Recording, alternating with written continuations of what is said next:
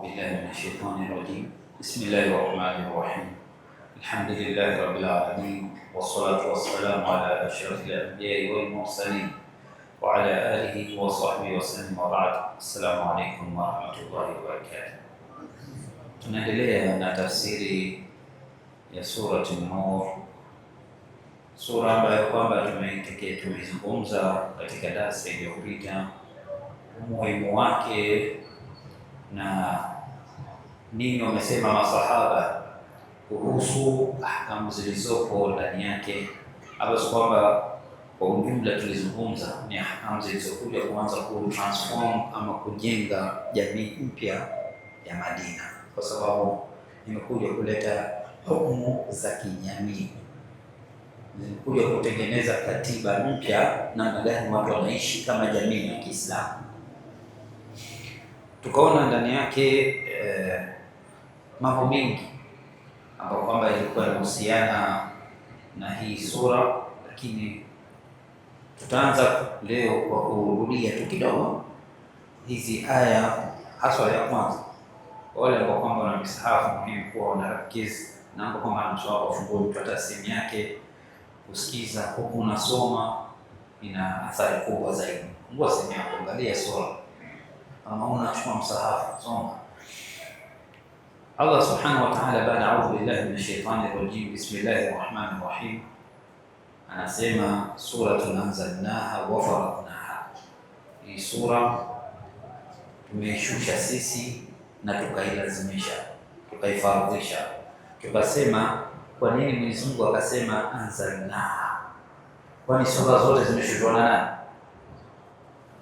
Si Mungu mwenyewe? Kwa nini akasema anzalnaha? Ikiwa ni maana, basi ni maana ya kuwa chanzo, masdar tashri', chanzo cha sheria hapa ni chetu. Ni kama vile akija mtu akwambia, bana, hii ona kimemo hiki chatoka juu, na tofauti na kimemo anachokitoa yule crew wa kawaida tu, yule mwenye deski na pale reception, hati naye atoe kimemo tu ndoka hapa. Lakini kiletwa kimemo kimetoka ngazi ya juu, kile kimemo chenyewe chaletwa kwa dispatch, na kile kina nini, kina uzito. Kwa hiyo hii si kwamba ni tashri' kutoka hata kwa ngazi ya mtume, la, kutoka kwake Allah subhanahu wa ta'ala. Pamoja kwamba mtume pia ni masdar tashri' thani lilislam, ni chanzo cha pili cha sheria katika Uislamu, lakini hii Mwenyezi Mungu subhanahu wa ta'ala mwenyewe amesema anzalna, tumeishusha sisi, wa faradnaha, utekelezaji ni wa lazima, hata wakati fulani kama unaenda kinyume na utashi wetu. Wa anzalna fiha ayatin bayinat, tumeteremsha ndani yake aya za wazi. Kwa nini Mwenyezi Mungu kasema aya za wazi? Ni kwa sababu ni aya ambazo kwamba ndani yake kuna ahkamu za kuchukuliwa hatua watu, hasa kwenye mambo ya ndoa, familia, heshima. Hivi vitu lazima sheria iwe wazi, kwa sababu hakuhukumiwi mtu ikiwa pana nini, pana wasiwasi, kuna kama hakuna mwangaza sawa sawa.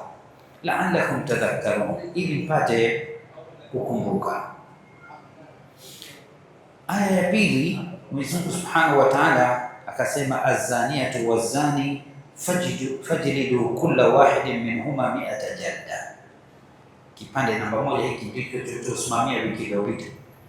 Mwenyezi Mungu anasema mzinifu mwanamke na mzinifu mwanamume wapigeni au watandikeni fimbo 80 kila mmoja katika wao.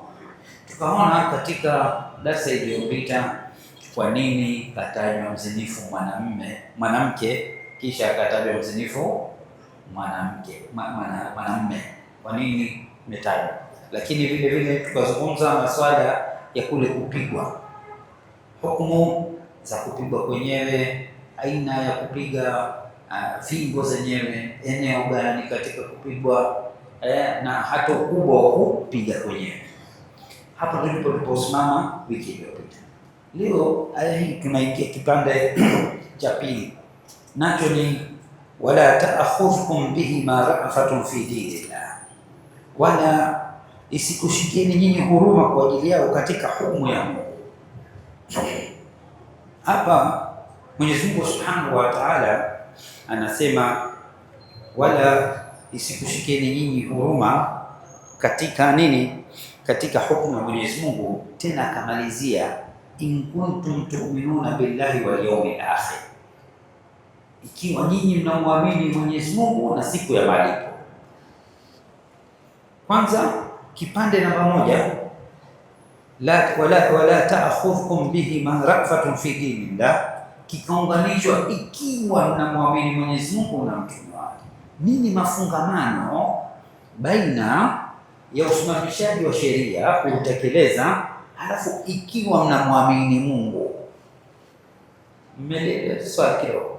Kwa nini Mungu angeacha tu kwamba wala ta'khudhukum bihima ra'fatun fi dinillah waliyashhad adhamuhuma ta'ifatun min almu'minin? Kwa nini akasema in kuntum tu'minuna billahi wal yawmil akhir, ikiwa nyinyi mnamwamini Mwenyezi Mungu na siku ya malipo? Tuanze hapa aliposema Allah Subhanahu wa Ta'ala, wala ta'khudhukum bihima ra'fatun fi dinillah, isiwafikie nyinyi kwa mkao na huruma. Hapa huruma iliyokusudiwa nini? Sio huruma mtu kukosa huruma, ni ile huruma ya kukuzuia kutekeleza nini? Kutekeleza ile sheria. Mwanamke maskini ana mtoto amlea, ana sijui mzazi amwangalia, ana huruma. Nini kitakuwa kwa wengine? Hakuna huruma itakuzuia wewe usitekeleze nini? Sheria ya Mwenyezi Mungu. Sasa hapa ndio tunapokuja hapa Mwenyezi Mungu Subhanahu wa Ta'ala aliposema kwamba wala ta'khudhukum bihima ra'fatun fi dinillah, ay kwamba la tamna'ukum al-'atifa min iqamati hukmillah, isikupelekeni nyinyi hisia za kuona huruma kutosimamisha nini? Hukumu ya Mungu. Pia ni kwamba kinachokataliwa hapa sio huruma yenyewe mtu kutokuwa nayo, bali huruma inayoharibu uadilifu wa hukumu ya Mungu, huruma inayokuja kuvunja hukumu ya kiadilifu ya Mungu. Hiyo ndio inayokataliwa, kwa sababu Uislamu una mizani baina ya pande zote mbili, baina ya rahma wa himayatil mujtama. Rahma inataka watu wote watakiwe tuna huruma, watu wote ni sehemu ya sifa ya mu'min kuwa rahim, mwenye huruma, mwenye rahma, lakini wakati huo ni sehemu ya sheria ya dini kulinda jamii. Sasa tukija kwenye hili swali kwamba kwa nini Mwenyezi Mungu Subhanahu wa Ta'ala kaleta in kuntum tu'minuna billahi wal yawmil akhir, kabla kusema kwa nini hapa aliposema, angalia hapo neno in kuntum tu'minuna billahi wal yawmil akhir, hakusema in kuntum muti'ina lillahi, hakusema kwamba ikiwa nyinyi ni watiifu kwa Mungu, sababu utiifu ni utekelezaji wa nini? Wa sheria. Utiifu utekelezaji wa sheria ni alama ya utiifu, lakini Mwenyezi Mungu hakutumia neno taa. Ikiwa kweli nyinyi ni watiifu kwa Mungu, basi tekelezeni. La, ikiwa nyinyi kweli ni waumini. Kwa nini? Jaribu kufikiri, kwa nini Mwenyezi Mungu katumia sigha ya badala ya utiifu katumia imani? Ni kwa sababu ni kwanza tatbiq alhudud, kutekeleza sheria min madhahir aliman, ni katika alama za nini? Za imani. Lakini pili, tuje ni kwa sababu adafi, kisukumo kikubwa cha mtu kufanya mambo magumu ni imani. Kwa nini mtu anakwenda kupigana vita na anajua hapa imani irudi au sirudi?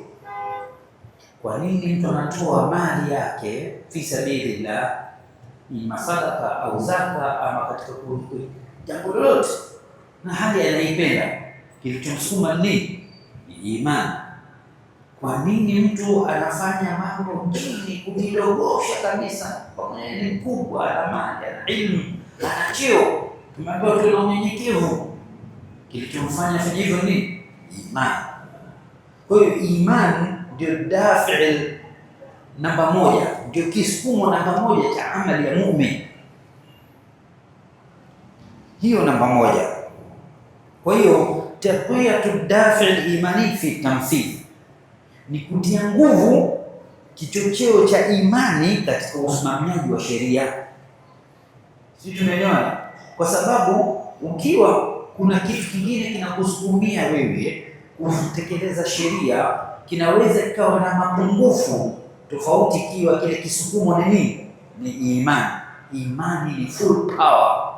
Maanake wewe unasukumwa na kitu kinaitwa kama vile nguvu ya nyuklia, haina kupungua nguvu. Mtume sallallahu alaihi wasallam wakati ule katika kisa chake anataka kukata mtu mkono, masahaba wakamwambia Usama bin Zaid bin Harith, na anajulikana Mtume anampenda Usama bin Zaid bin Harith, nenda hebu mwambie aone huruma asimkate mkono, kwa sababu utekelezaji wa sheria ni kitu cha kiimani. Alimwambia habibi, haiwezekani.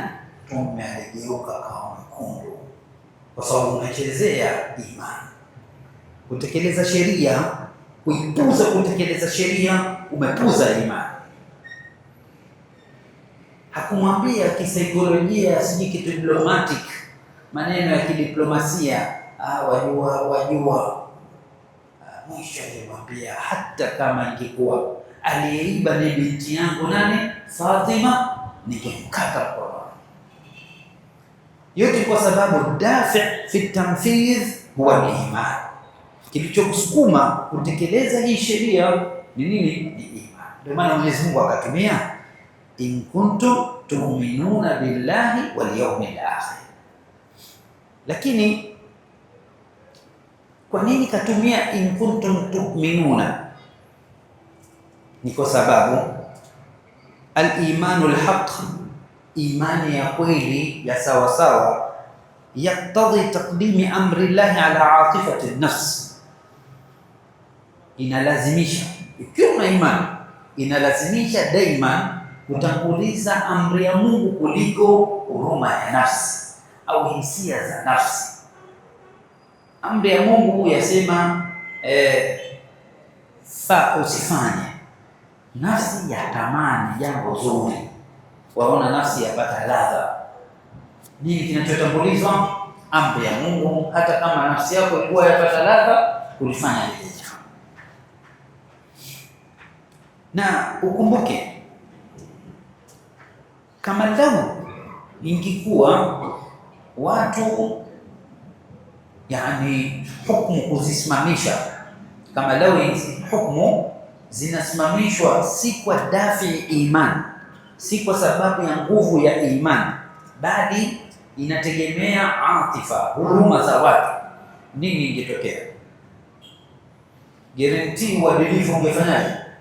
Ungepotea, kwa sababu yule tunampenda tungemlinda, kisema huyu bwana jamani, huyu jamaa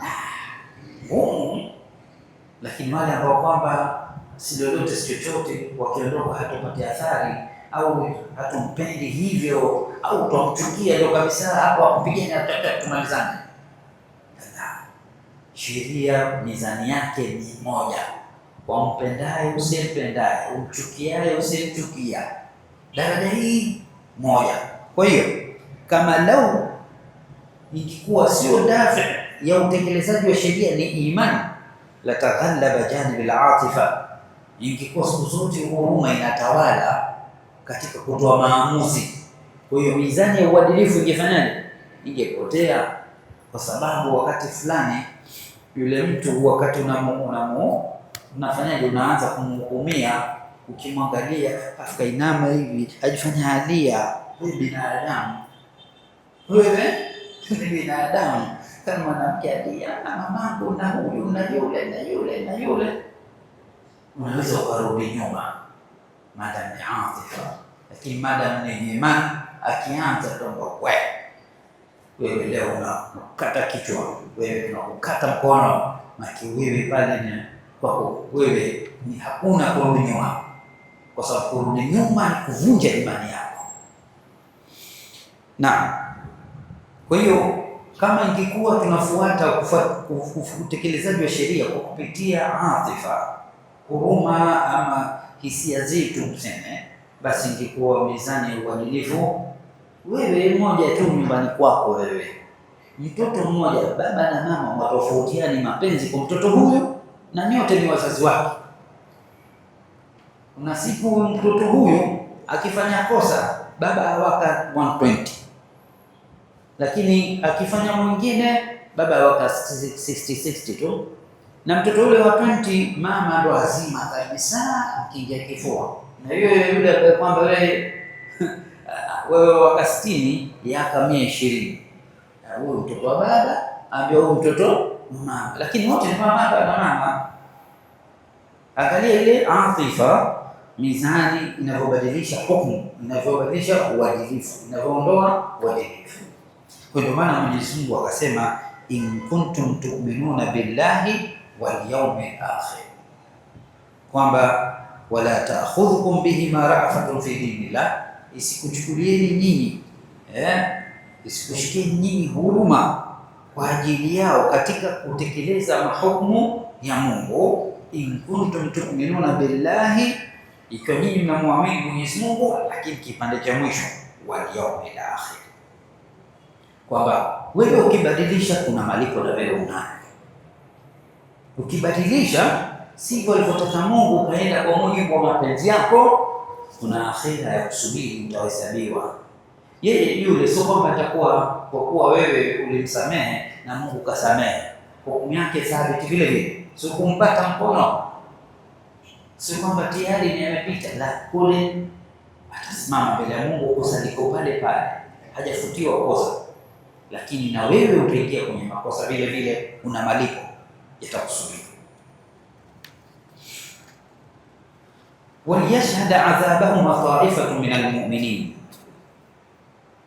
na anasema Mwenyezi Mungu Subhanahu wa Ta'ala, na washuhudie adhabu yao hao. Nani? azaniatu wazani, mzinifu mwanamke na mzinifu mwanamume watakapopigwa bakora ngapi? 80. Adhabu bakora 100, afwan, bakora 100. Lishuhudie kundi katika waumini hiyo adhabu yao. Hapa hikma, kwa nini likundi lihudhurie na liangalie hii adhabu? La kwanza ni onyo kwa jumla, ukifanya hivi nini kinachotokea. La pili ni himayatul mujtama, ni kulinda jamii.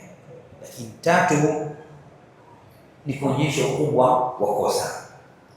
Ama maulama wametofautiana kuhusu hili kundi linaanza idadi namba ngapi, wangapi ni hili kundi. Unaliosema watatu, wengine wanasema wanatosha 4, wengine wanasema hata mmoja. Ni kama sasa alivyosema Ibn Ashur kwamba yeye almuhimu liwe limepigwa, ile adhabu imefanyika, sio siri, dhahiri, inatosha kwamba hiyo taza tayari imetimia. Tumalizie kwa kuangalia baadhi ya nukta muhimu. La kwanza, aliposema Mwenyezi Mungu Subhanahu wa Ta'ala, waliyashhad adhabahuma ta'ifatun min almu'minin, Al-Qurtubi yeye akasema hapa almu'minuna, hapa waliokusudiwa kina nani? Wanaohudhuria. Hakusema waliyashhad adhabahuma ta'ifatun min an-nasi. Umeona hiyo? Sio kwamba washuhudie adhabu yao kundi la watu. Minal mu'minina, ni kina nani hawa? Qila la yashhadu at-ta'dhiba illa man la yastahiqu at-ta'diba, Nielewe, hashughulii adhabu isipokuwa yule ambaye kwamba yeye mwenyewe hastahiki adhabu. Nini maana yake? Jaribu kufikiri. Hashughulii hii adhabu isipokuwa yule ambaye kwamba yeye mwenyewe hastahiki adhabu. Safi tabia, yeye mwenyewe sio mzinifu. Maanake wazizi wote nao wamekuja pale, washughuli wazinifu wamekuja na wao. Kwanza waweza kufikiria kufanya mapinduzi hapa, kaja akapigwa kimomoto. Hiyo ni mzaha tu, lakini tutakuja kwa nini wametajwa hawa. Kwa hiyo hapa aliposema hivi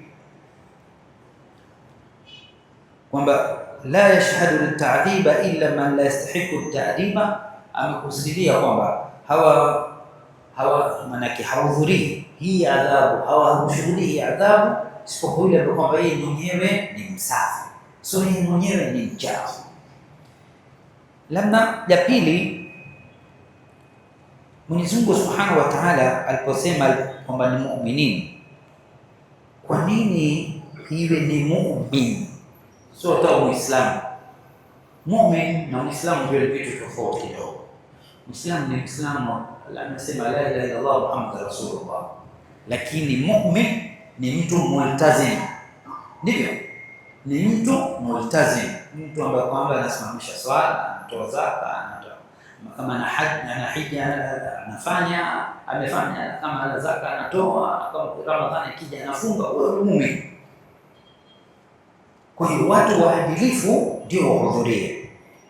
Kwa nini? Kwa sababu kwanza wao ndio watu wanaolengwa wa kuzuiwa wasije wakafanya. Wao ndio walengwa wasije wakafanya wakaingia, kwa sababu katika moja ya malengo ya sheria zetu za dini, mbali na kumwadhibu mtu kwa nini kafanya, ni kuzuia isifanyike.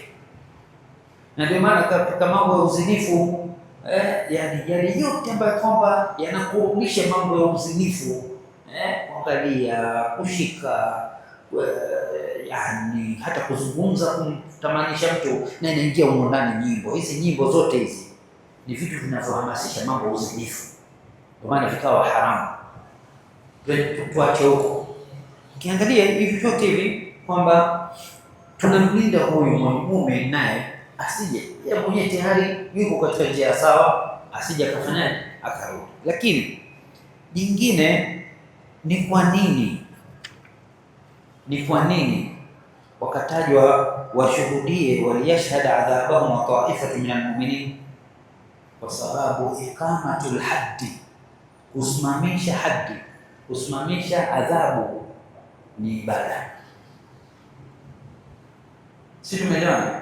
Kule kumkata mkono mwizi, kumpiga mawe aliyezini katika waliooa au kuolewa, au kumpiga bakora 100 aliyezini ambaye kwamba hajawahi kuoa au kuolewa, ni ibada yenyewe. Ni nini? Ni ibada.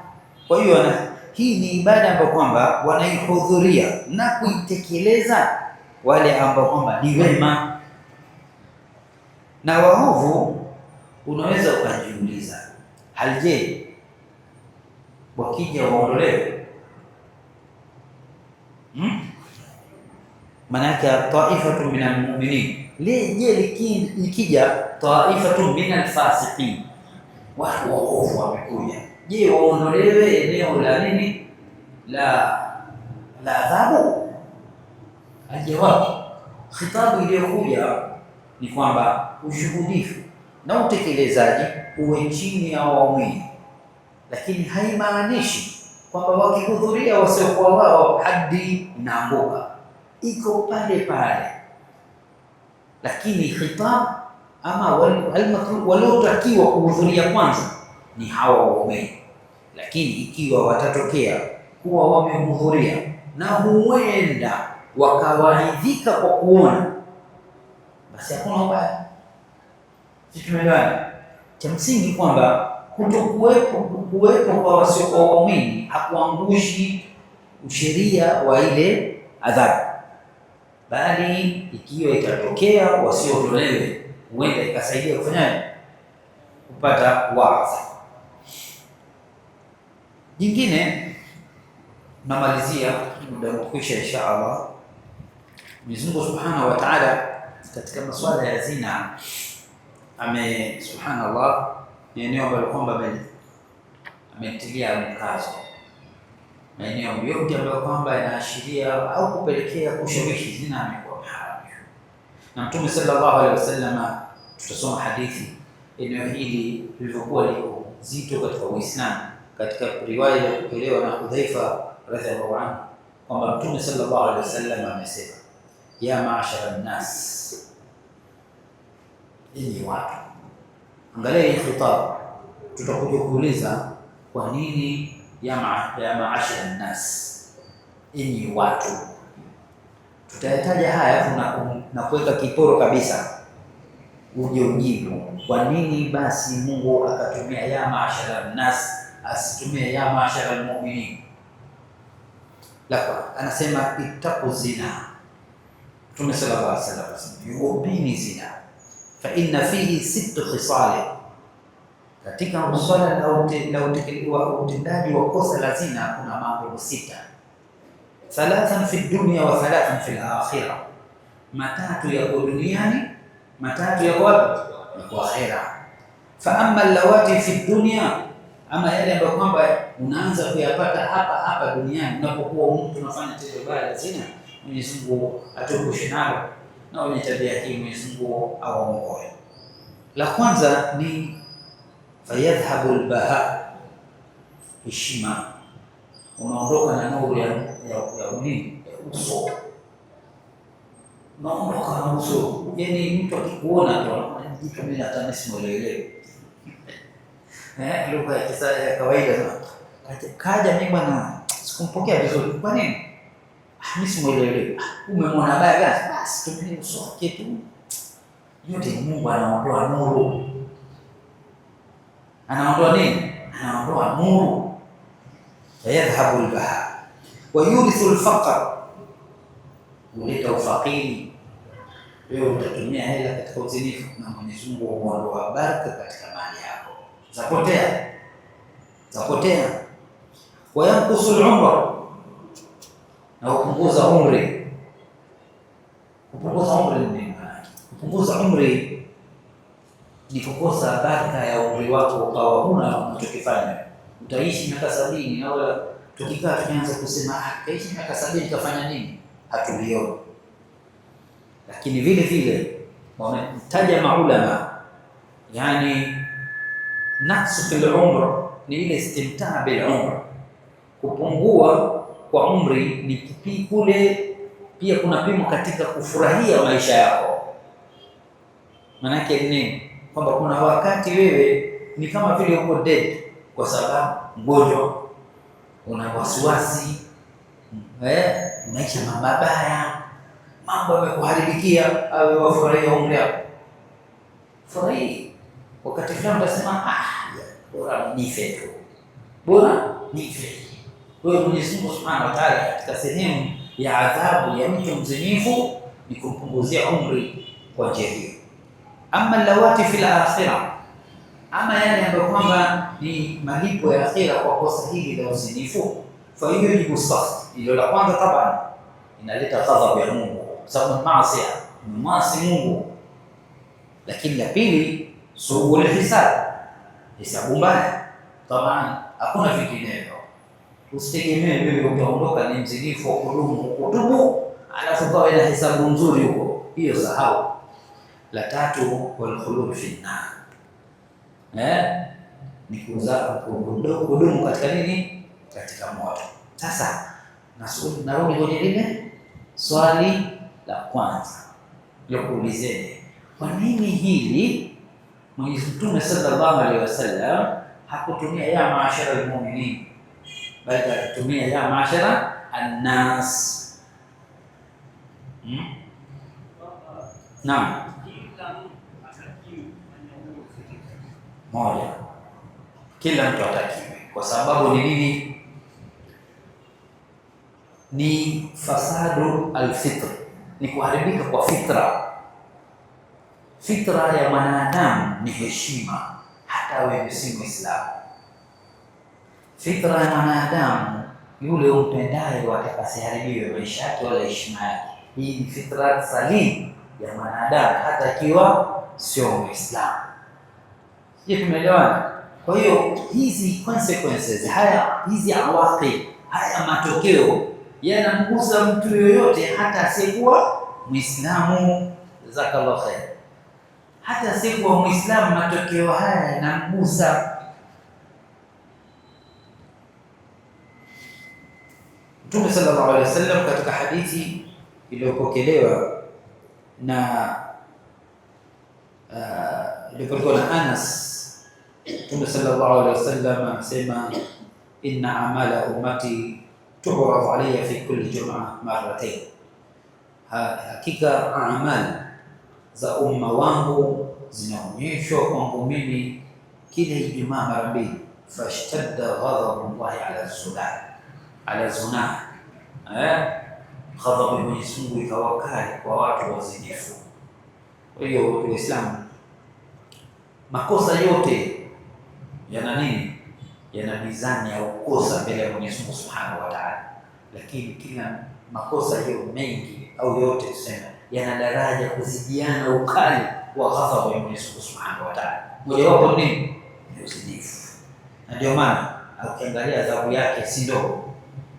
Kupigwa bakora 100, tutakuja ona inshallah, tutamalizia kidogo kipindi hiki kwa sababu tumekwisha, tutakuja kuona athari za kisaikolojia na za kijamii katika utekelezaji wa hizi adhabu.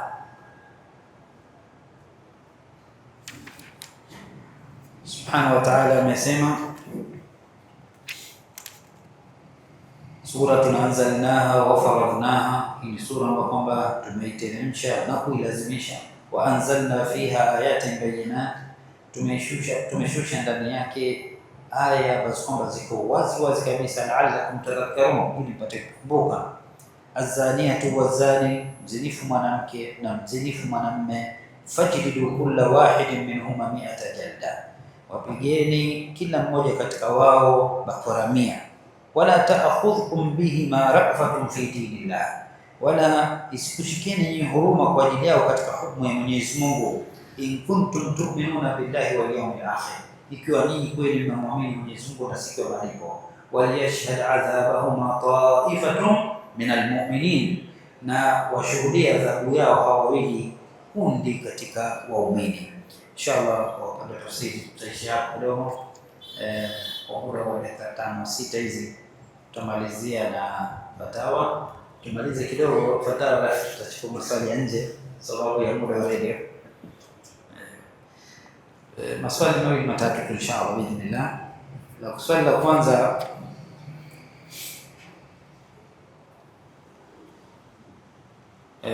kwa mtu mgonjwa wa maradhi ya sukari, anasema yeye kwamba hakufunga mwezi wa Ramadhani kwa sababu ya maradhi ya sukari, na mpaka sasa analo tatizo hilo la maradhi haya. Sasa ikiwa yeye mwenyewe hawezi kufunga haslan kwa sababu ya kwamba lazima apige sindano au ale dawa, je, nini afanye? Na hali kama itakuwa ana uwezo kwamba siku moja akafunga, siku moja hakufunga, kama pengine wakati fulani nguvu hiyo inapatikana, je, anaweza kufanya hivyo?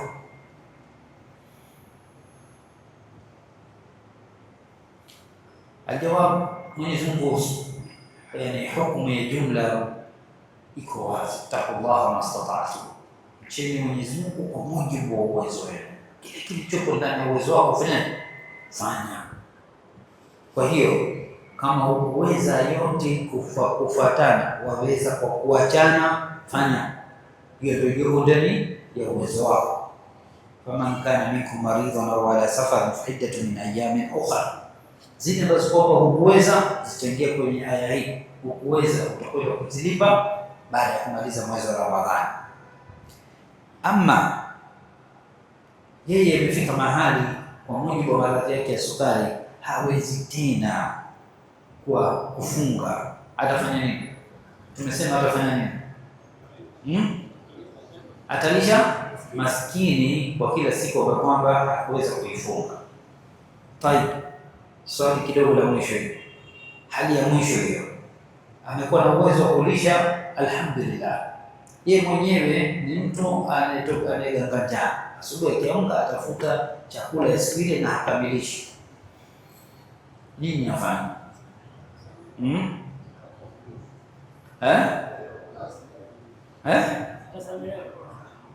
Manake ni kwamba hukumu kwake imeanguka tena, ndio anafanya aombe ili atoe sala. Maadamu hana uwezo mwenyewe wa kulisha, hakuwa na uwezo wa kufunga, hawana uwezo wa kuja kulipa kwamba na matumaini Ramadhani kisha alipe, na yeye mwenyewe kulisha hawezi, maanake hiyo sheria imemsamehe. Basi swali nyingine, kule nani anajua namna ya kupima sukari? Nafikiri yes, maarufu sana, nipo kudunga na kutoa kitone cha damu, si ndio? Je, hii inatoa inaathiri chochote katika fungaji? Naam, hii haina tatizo. Swali nyingine, kuna swala la kusafisha figo. Hili swala sasa limekuwa mtihani kwa jamii. Mwenyezi Mungu inshallah tuokoe na maradhi haya, na walionayo Mwenyezi Mungu awafanyie wepesi au tiba. Mwenyezi Mungu ni mweza wa kila jambo, hakuna kisichowezekana. Figo likarudi tukafanya kazi kwake kama jipya. Mwenyezi Mungu ala kulli shay'in qadir. Sasa tunakuja mtu ambaye kwamba anafanya dialysis, kusafisha nini? Figo. Nini hukumu ya funga yake?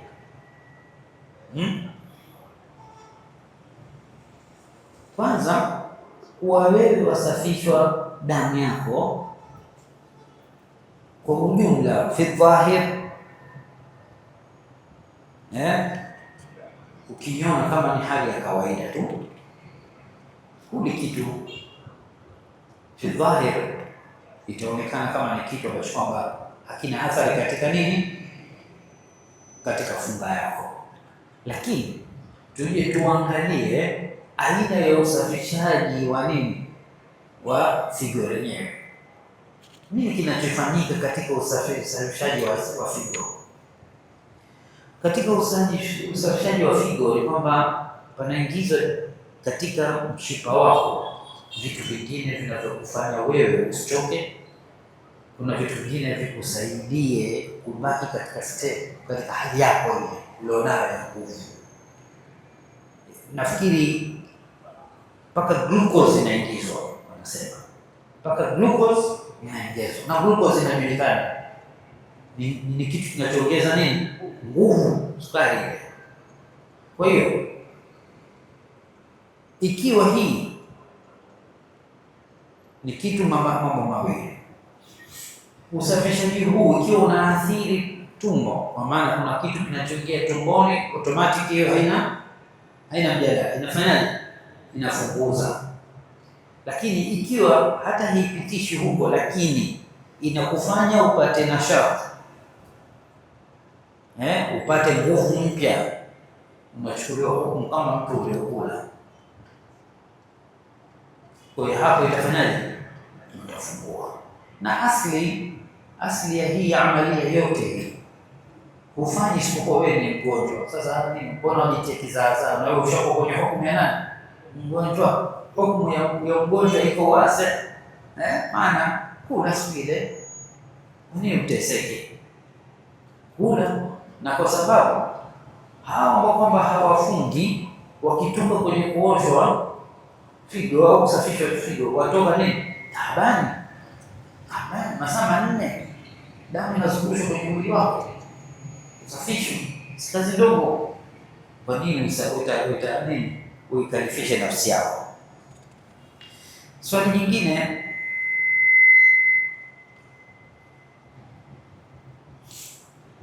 kuna swali hapa nasema, mtu ana ugonjwa wa moyo, sugu wa kunusuru, na ule nayo Mwenyezi Mungu awape shifa, Allahumma amin. Anasema katika tiba aliyopewa anapokuwa anasikia dhiki au kufunga kwa kifua, achukue kijitembe fulani aweke chini ya ulimi. Jitembe ukiweka chini ya ulimi. Nini hukumu ya kisheria anapokuwa anafanya hivyo wakati wa nini, wa mchana wa Ramadhani, pale anapokuwa kifua kinamuuma, kimembana? Nini hukumu yake?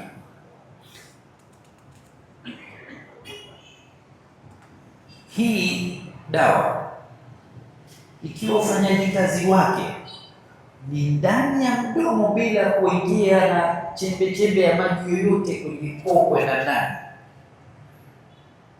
itafaa. Ni kama vile mtu mwenye kidonda cha mdomo, wakati fulani anaambiwa na tabibu kwamba wewe bwana, kila baada ya mazoezi siwa bakteria wakaathiri ukapata infection, inabidi usukutwe na dawa hii. Maulama wanajuzisha madam tu wewe iko ndani ya mdomo umezi kitu, madam inabaki kwenye nini. Na ndio maana kwenye fikri ya kawaida kina mama wanafanyaje kwenye mambo ya mapishi? Wamepewa ruhusa gani ya kufanya kuonja chakula chumvi? Ipo. Bado hamna ongeza, ipo. Kwa sababu gani? Chaishia hapa ni ladha ya ulimi tu, hakuna kinachoingia kwenye koo, kuingia kwenye tumbo. Kwa hiyo kama ikiwa hiyo dawa aliyopewa ya moyo, tiba yake inafanya kazi hapo hapo tu bila kuingia chochote au kuingia pamoja na mate, ukahisi imeingia zaidi ya kitu mate, basi hiyo dawa itakuwa inafunguza na haitofaa. Lakini ikiwa itakuwa inafanya kazi hapa, tunataja hii kama principle kwa sababu hatuijui hiyo dawa, lakini sijui kama kuna dawa kwa kwamba haitokuwa imechanganyika na nini na mate alafu usiameze, sijui kama itafanya kazi kweli. Hapo itakwenda bila shaka. Kwa hiyo cha mwisho hapo ni kwamba ili awe na hukumu ya kwamba kama ni mgonjwa anakuwa na matumaini ya kufanya chakula kupona, basi atakula kipindi atakapopona, au atakapokuwa na nguvu atalipa. Ama kama ni mtu kwamba ni haja ya kwamba hatoacha kuwa nayo maisha yake yote, basi tena huyo tena atakuwa kwenye hukumu ya kufanya ya kufunga kuingia katika kulisha. Swali la mwisho inshallah, ni muda umeshakwisha. Kuna mtu ana swala la kuna maradhi yanaitwa thalassemia. Hii thalassemia ni ugonjwa kwa kwamba ile hemoglobin, zile chembe protein za kwenye damu kwa kwamba zinasaidia damu kuwa na oxygen, zikipatwa na ugonjwa huu hufanya damu ya mwanadamu ipungue. Sasa ili upate tiba ni kwamba lazima upigwe sindano kwenye ngozi ili kupunguza kiwango cha chuma katika damu, na ni kitu ambacho unapiga kila siku katika maisha yako. Nini hukumu yake hii?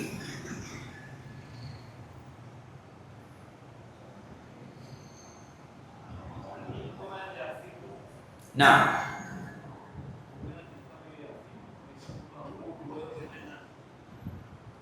kwanza hilo eneo linalopigwa sindano ni eneo la ngozi, kama hapa mathalan napigwa hapa kwanza hapa, si mshipa wa damu, kwenye ngozi tu,